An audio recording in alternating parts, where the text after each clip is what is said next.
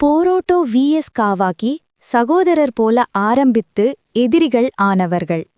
ஒருநாள் நாருட்டோவின் கிராமத்தில் ஒரு மர்மமான சிறுவன் வந்தான். அவனது பெயர் காவாக்கி. காவாக்கி அவனை காரா என்ற அமைப்பு சிறுவயதில் கடத்தி அவர்களின் தலைவன் ஜிகேன் அவனுள் ஒரு விசித்திரமான சக்தி கார்மாமார்க் பதித்திருந்தான். நாருட்டோ அவனை தன் மகனாக ஏற்றுக்கொண்டு கிராமத்தில் வளர்த்தார்.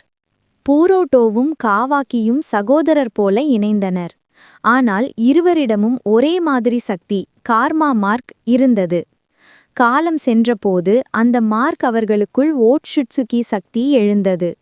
அது அவர்கள் மனதையும் உடலையும் கட்டுப்படுத்த முயன்றது. இது அவர்களுக்குள் குழப்பத்தையும் வேறுபாட்டையும் ஏற்படுத்தியது. ஒருநாள் காவாக்கி கூறினான், நான் நாருட்டோவையும் இந்த உலகத்தையும் காப்பாற்ற வேண்டும். அதற்காக போரோட்டோவை நிறுத்த வேண்டும். போரோட்டோ சொன்னான், நான் இன்னும் முழுமையாக ஓட்சுட்சுகி ஆகவில்லை. தயவு செய்து என்னை நம்பு. ஆனால் போர் வழி தவிர வேறு வழியில்லை. இருவரும் கடுமையாக மோதினர்.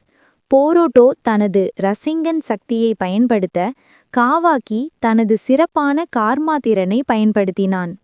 போர் முடிந்தபின் இருவரும் காயமடைந்தனர். ஆனால் காவாக்கி நாருட்டோவை ஒரு மாற்று பரிமாணத்தில் மறைத்து, போரோட்டோ உயிரோடு இருக்கிறான் என்றாலும் உலகம் அவனை இறந்தவன் என்று நம்புகிறது. இப்போது கதை தொடர்கிறது. போரோட்டோ 2 ப்ளூ வார்டெக்ஸ் என்ற புதிய தொடரில். இங்கு போரோட்டோவும் காவாக்கியும் மீண்டும் சந்திக்கப் போகிறார்கள். அது நண்பர்களின் சமாதானமா அல்லது ஒரு புதிய போரா?